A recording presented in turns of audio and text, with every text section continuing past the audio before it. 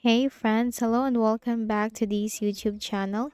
In today's another video tutorial, I'm going to share to you on how we can fix you aren't connected to any network on your Windows. So we are going to solve this issue, you aren't connected to any network on your Windows.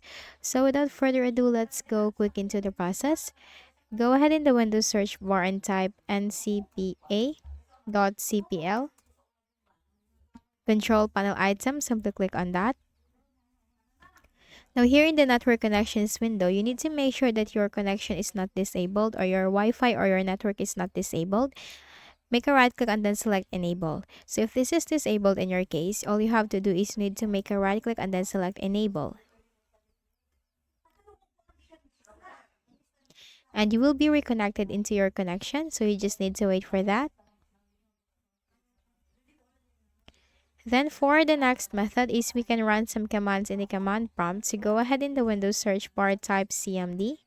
Click on Run as Administrator in the right pane. Now here in this block window, you need to simply type this command. So just simply follow me. ipconfig space forward slash flush DNS. It's ipconfig space forward slash flush DNS. Hit enter.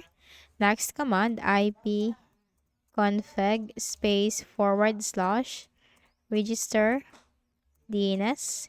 It's ipconfig space forward slash register DNS. Hit enter.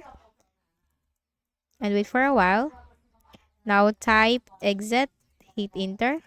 Then make a right click at the start button, shut down or sign out, and restart your Windows. And for the final method, click on the start button and you have to go to settings.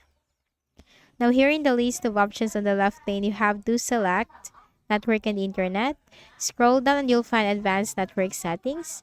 In here, you'll find Network Reset under More Settings. So this will remove and reinstall all your network adapters and set other networking components back to the original settings. Make sure you remember your connection password. You have to click on the Reset Now button. Click on Yes, and after that, this will restart your Windows. And then you have to reconnect into your connection again. So make sure to remember your connection password. So that's it. If any of the solutions helped you in fixing the issue, kindly please do not forget to hit the like button and subscribe to our channel for more videos and tutorials like this. Thank you for watching.